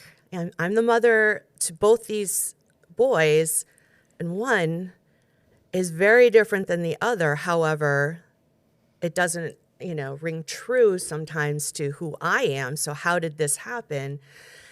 And I've experienced those moments in life, and I understand those struggles very, very much. And I also, within being a mother, through your experiences, you learn so much about yourself.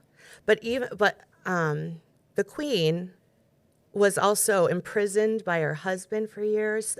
This queen was queen in France of England. Is that correct? She was. And and she also had the land of at the end of her life. She died in a convent. And her whole journey is just absolutely amazing. It's amazing, and yeah. I keep learning more and more about her.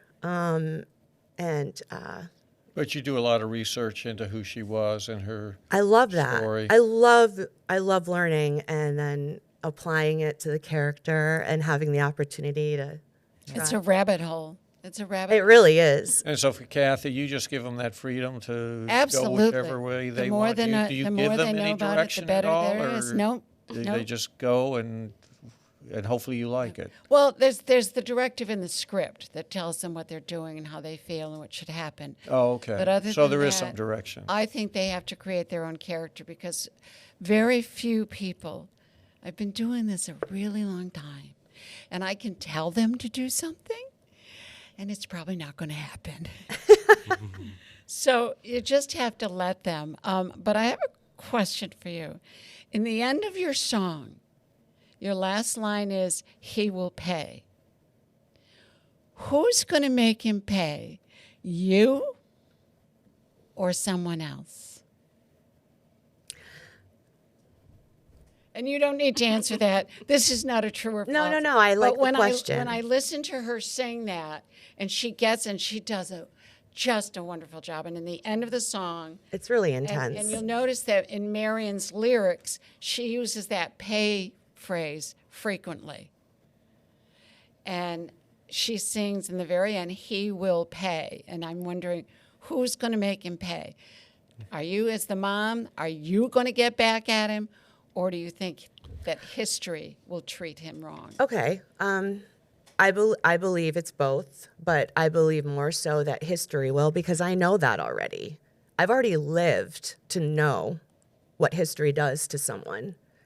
So I can punish him in mothering and a way that I would know, but I also know how life is. I know how unpredictable. I also know from my own experiences, someone with that kind of character will not bode well. Mm-hmm. And so he's going to pay. It's interesting, though, with Prince John, Harry, who is the proverbial villain in all of this. History now is re-looking at him and saying, maybe he wasn't as bad as we thought he was. That he did tax people. Mm-hmm. Tax season's coming up, folks. Your turn. But maybe he did run it more efficiently than we think. So we never know because the story changes. It does. It really changes. So, Marie, getting on to Lady Marian. Yes. Lady Marian is a really big catalyst in this story. In fact, all three people here have really key turning points in this story. Your turning point really is the ransom. Mm-hmm. Your turning point is really Scene 2. Scene 2 sets up all of Act 2. Yes, the sending of the letter. It looks like it's a nothing scene, but it's not. It's a big scene for you because it just sets up what happens further on down. And of course, your scene brings in Little John, and that changes the whole dynamics of all of Robin Hood's band. And by the way, Harry, I've got to tell you, these men on stage are having way too much fun. Oh, yeah, we are. I can't wait to come see it. It's frightening. They're great. Isn't it's it? just so great. Well, I don't know. I was watching you and Nancy on stage. And Oh, my goodness. And I can see Marie trying not to laugh at Nancy, and I'm thinking, what is she doing now? Nancy is the one you don't put next to anybody because you never know what's going to come out of her mouth. You never know. What an amazing role for Nancy. She is hilarious. Well, oh, my goodness. there are some tough people to follow because that was Carol Palmer. Yes. And the sheriff role was Jean Choquette. Oh, yeah. Yeah. Who is probably one of the most talented men I know on stage. But Jake has handled it absolutely beautiful. Jake. He was Jake made is so for this role. Jake, oh my goodness. He was made for this role. Yes. So do you have any favorite parts of the show that you like? Oh gosh. Other than walking away from Carl and putting him down. Honestly, just the whole environment of the Fox and the Hound scene Oh, yeah. is so much fun. I'm trying to get all of my laughs out now because the Merry Men are just absolutely ridiculous. Yeah. The Merry Men are indeed merry. Kevin, as Much, the Miller's son. Oh, I can't get through that. No. I can't keep a straight face, which is fine because Kathy wrote it in the script that Marion giggles. So I'm like, oh. We can giggle. I can carry this through. Yeah. But just watching the different interactions between all of the characters, the way that everyone who's in the background is still creating this scene. There are no small parts. No, there aren't, because if you're watching Law and Order, for example, and they're in the office, wouldn't it look ridiculous not to have anybody in the background? Mm. Or you're on a New York street Right. and you have no people, you would think you're watching Outer Limits. Right. So they are so important, and I have to say this, and I hope that someone's listening. In the end of Act 1, when they've all come out and they've gotten off the stage, and Carl comes out and he sings, and then the whole chorus does that one line, and it just made chills. Oh, it's haunting. When they Yeah. started. Yeah. And the sound that Tyler is getting out of these people, it just shakes the building. Out of nowhere, you hear this echoing. It was just so. They are so important. I always say the chorus is a lead role. It's definitely a lead role. You have to have them. So I interrupted you, and I apologize. Oh no, it's fine. That's one of my favorite scenes is just watching all the little stories that everyone is weaving in the background behind, the main action. There's just this little world happening, and I love that. And they all begin to, Harry, after you've done it and you've been with each other for so long, you begin to make up your own stories. Now, I can walk around and tell them what this, I can say, well, you just got up this morning, you didn't have breakfast, your kids were crying. But it's so much better, and they will remember it so much better, and they will do it so much better if it comes from them. I mean, when Nick gets up on stage, the look in his eyes when he's glaring at Carl, all I can think of it, that I wasn't kidding. Don't hurt him, don't hurt him, don't hurt him. Yeah, that's it's just that whole scene is just like I'm looking forward to displaying that in the show, and it's pretty much there. I mean, it's pretty much ready to go. So yeah. It is. And Jackie didn't see it. Your mom didn't see it the first night. I have it. Yeah. No. Yeah. And I said to her, wait till you see him. And when she finally saw, Jackie's face just went, oh my God. Did you think Carl was going to hurt your baby? It was so believable. It is, I really, oh my gosh. I just sat there like, wow. Yeah. Wow. So Marie, this really is a family affair for you. This whole show. Can you tell us why? Harry, it really is. It's a family affair for her. So both my mother and I are in it, which is our first show together since Once Upon a Mattress. Oh, your mom which is wild. actually in it? Because she's behind the scenes. No, she's on stage. She's on stage. She's one of the women of Sherwood. And then Kathy had put out a post saying we need more men, and so I went to my boyfriend at the time and I was like, what are you doing? And so I kind of coerced, not really, he was like more than excited to do it. He's another band member, just for your infant. Yes, and he's been performing for a while. We actually met doing Once Upon a Mattress in college. I didn't know that. Yes, he played Prince Dauntless, so that was how we actually met the first time. So I brought him into it, and then I sucked his mother into it. So I would keep collecting people. And it's working, and that's how when I asked Jackie, I said, Jackie, would you audition for the Queen? And she said, well, she's really busy. She had a lot going on. She didn't know. And I said, but you get to be on stage with your son. And yeah. The one caveat. The one caveat. So, Nick, tell us, would you prefer to be on stage or under glass with Peter? Well, acting's been a lot of fun. Acting's like just you get to like not only like just like put on a show, but also too like you get to know a lot of the cast members in the show on a personal level.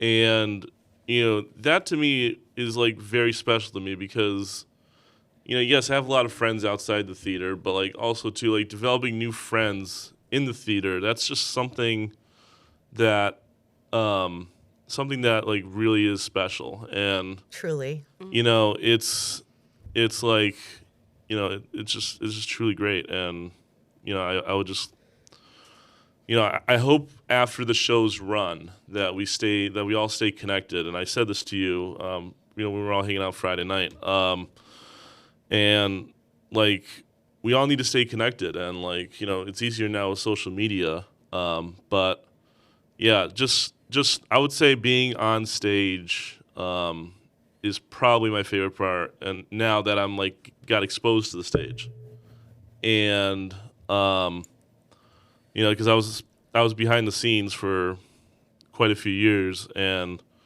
while that's fun too, it was a lot of work being behind the scenes. Like what can go wrong will go wrong in the with all the equipment we have, and or don't have, right? Or don't More have. so. Don't have. Yeah. That's what we're trying to figure it out. Yeah. But it's just, I think acting, I could see myself doing more shows in the future. I mean, I might take a little break after this show, but but yeah, it's just, I would love to grace the stage again sometime in the future. Nick, are any of your other siblings in theater? Or are you the only one? Yeah, like, my sister Kaylin, she actually, no, so how I really got roped into the theater, it was 2018, to return after, like, being in your belly for little Abner, right? Yeah. So 2018, Westfield Theater did Singing in the Rain. And Kaylin was choreographer, I think. Or no, wait, was she in the show? Was she choreography? She was choreographer. Choreographer. That was a big one for her. And the director was Drew Gilbert at the time, and family friend of ours, Drew Gilbert is, and so they really needed someone to do projections, and so I give credit to Kaylin and Drew. Kaylin asked me, "Hey, do you want to do projections for Singing in the Rain?" And I go, "Sure, why not? Let's give it a whirl." And from there, the theater bug happened. See, never say yes, why not? That's what happens. Yeah. Yeah, and I just found joy out of it. Like at the time, I'm very like tech savvy. Like I like, I mean, heck, I was on the radio for Westfield State, and like I learned so much from Pete Coles. Is Pete still in the back right there? Yeah, or no? Okay. Yeah, I'm still here. Okay, yeah. I learned so much from Pete and other people in like the media industry, and so I wanted to put my talents to tech and all that. And then last spring, about a year ago now, it's been a year, I was in Westfield Theater's musical of 1776. I played the delegate from North Carolina, Joseph Hughes, and that was like my onstage debut. That was my actual onstage debut, and I received so much praise for my performance. It was unreal, and I'm forever grateful that I did that because people were like amazed, like people came up to me and was like, wow, you did such a nice job, like, and I go, yeah, this is my first time, and people were like, oh my God, I never even noticed. And that to me was like, okay, I can really like do this on stage thing. I've always had like confidence, like, I'm a karaoke guy and I like to do karaoke. And that takes a lot of confidence. So I think the confidence is there, and I wonder who I got that from. Maybe Dad. Yeah, I don't know about confidence. but this whole acting thing, I'm like, I wonder where I got it from. It is crazy that, I have 3 that really went out there for performing. Neither of mine do. But yours is coming along. Yeah. I can see her doing this Yes. very easily. Yes. Very easily, because you have 2 children. I do. And how old are they? 10 and 8. Really? Wow. Yeah. And they come to rehearsal. You would never know, because we had Dan on a few weeks ago, and I don't know if you saw that one, but he said, well, my grandchildren are coming. And I said, Dan, you wouldn't even know they're in the building. They just sit there quietly. They're well behaved. I love them. I do. I love them. I absolutely do. So you've done other shows, though, besides Westfield, though. Oh, absolutely. Where else have you gone? Bay Path University, like my time in college. We did 2 shows a year plus a 1-act.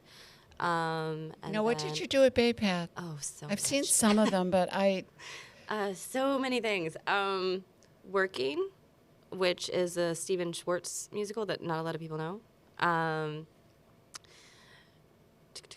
Seussical, which was my favorite. I was the Cat in the Hat. That was the role that kind of like changed my life. Really? Why? Yeah. Because it was just such an out-of-the-box character. The Cat in the Hat is not male or female. They're not, human or unhuman. It's just kind of this like anthropomorphic concept of childhood, and like just there's so many different roles that the Cat in the Hat plays throughout the entire show. They're not just the Cat in the Hat. They're a doctor. They're a bus driver. It's very audience interactive. It's just this wild character, so it's very hard to just put it in a box and be like, okay, this is how I'm gonna play it. So it was very freeing as an actor, and it was very challenging as an actor. So I always say like that was probably the hardest role that I've ever played, because it just pushed me so much, and it's like really like realizing the limits of what you can do as a performer.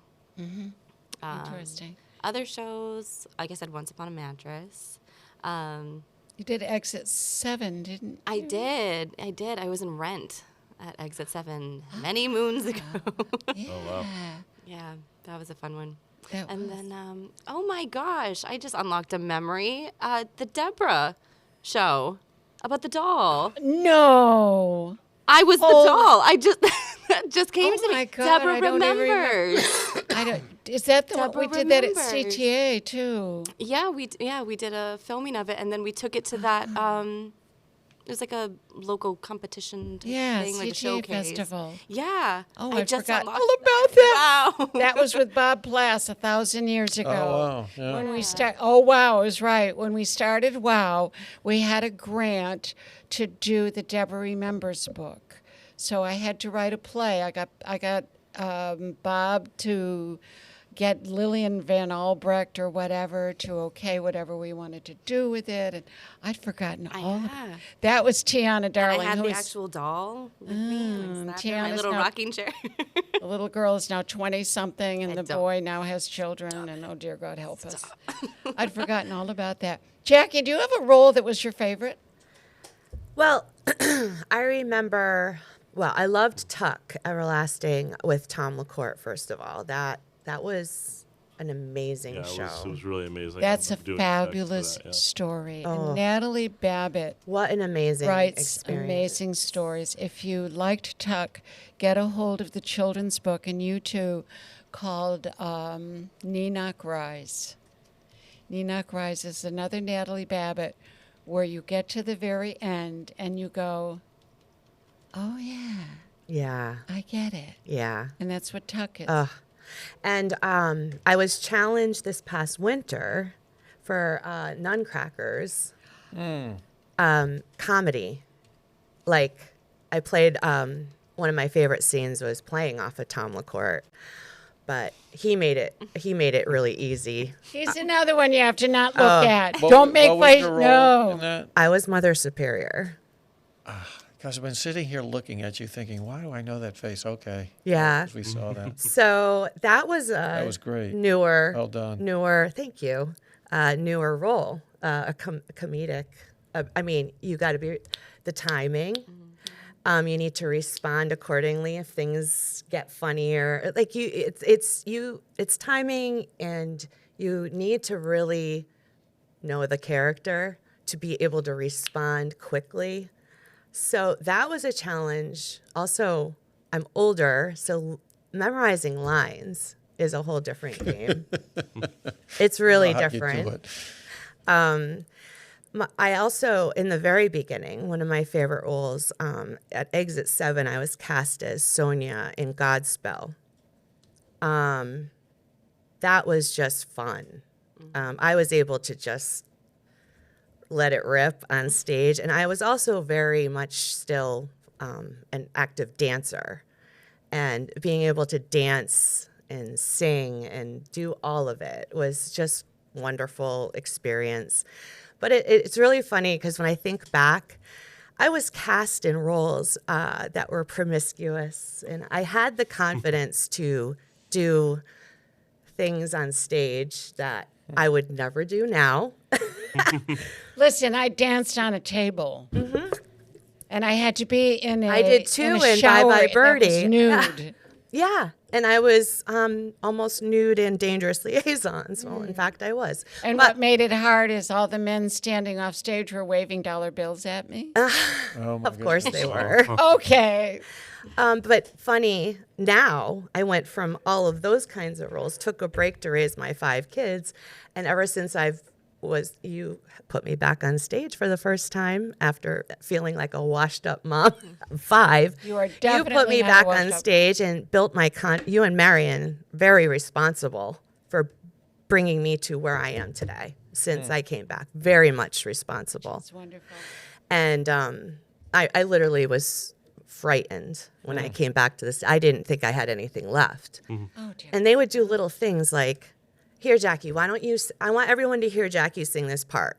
Little things that didn't feel like I was being singled out. I was helping. But little by little, my roles got bigger and bigger. Since then, I mean, it was 2017, 2018 when you put me back on stage. And working, I owe you guys so And much. she's, Anyway. she is the queen personified.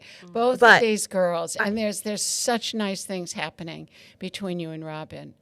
That It's beautiful. I It's love so organic and real. It's beautiful. Go ahead. But I went from those promiscuous roles to now portraying mothering and motherhood roles, and it's really cool. I love it because it really does portray a big part of who I am and in my life. You know, I can pull from my life to put into these characters that I've played. That's exactly what I want everyone to do, is to pull from your own experience. And what I love about Jack is she'll say to me, well, how would the queen do this?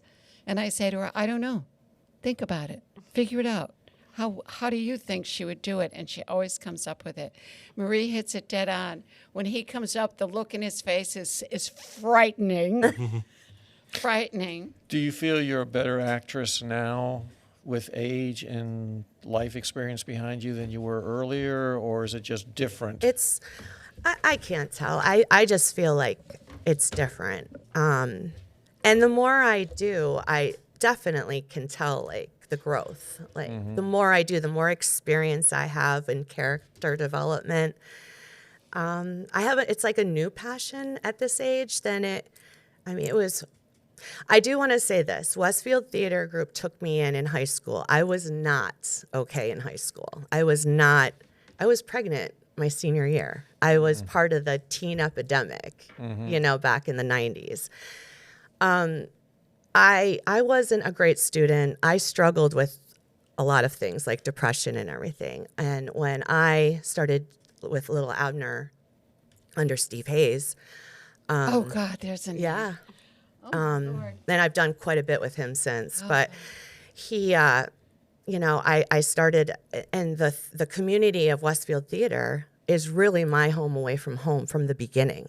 And now my entire family is involved. But working with people like Tom LaCourte and Robert Clark, I mean, all the people that I'm working with and the directors, and I love it. It's a whole different world now, and I'm very thrilled to be part of it. The community aspect of Westfield Theater, it's just a family. It really is. We do love it. Nick, are you going to come back on stage? Yeah, maybe in the future, but I think I need to take this summer off, but yeah, I mean, this whole experience has just been outstanding, and I thought the first show I did last spring was good, but this is just so much more special, and especially sharing it with my mom.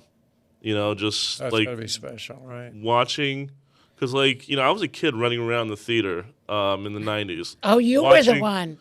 Watching It was you. Watching my mom in rehearsals, because I think I had to show up for Joseph. Yeah, An amazing technicolor Joseph. dream. That's another. I had to because I think Dad was watching me or whatever, or you had to bring me to rehearsal sometimes. Yeah. Oh yeah. So I was just a little kid seeing my mom perform, and everything just comes full circle now. It's a great feeling just to be able to share the stage with my mom this time around, and I just have to cherish every moment of this because who knows when it will happen again. So you never know. Life is Yeah. crazy. Well, I can attest to that. And Marie, you will be back, I assume. We have missed you. Absolutely. The Christmas show. We were so happy to have you back. We really were. Marie sent me a thing. She said, "Well, do you think I should?" Absolutely. Please do come. Here's the script. Look it over. We want you all back. Marie, do you see your children get involved at some point? Oh, absolutely. Oh, yes. My son actually did the summer theater camp. He was happy, wonderful. and he loved it. He's just not quite ready for the stage yet, Mom. And I'm like, okay. Not ready for the prime time. Cora's chomping. Cora's at it. ready. Cora's Cora's ready. She's when do I, how old do I have to be that's funny. to get on the She's stage? so That's awesome. She's fun. ready. She's fun. How old is So- she now? She's 8. Oh, she's She's adorable. Oh, wow. So we She's thank getting you there. three for coming. Was it painful? There's no bloodletting. We didn't do any of that. You all We did didn't a cause wonderful any. No job. scratches, no smacks. We did a good job. We're sending them back in the Still same way ready they for came prime in. time here. Still ready. We'll release this show on YouTube. So, ladies and gentlemen, once again, let me introduce the panel that we had in the second hour. We have Jackie Odell, who is the Queen Eleanor of The Aquitaine. Queen. The Queen. It's good to be the Queen.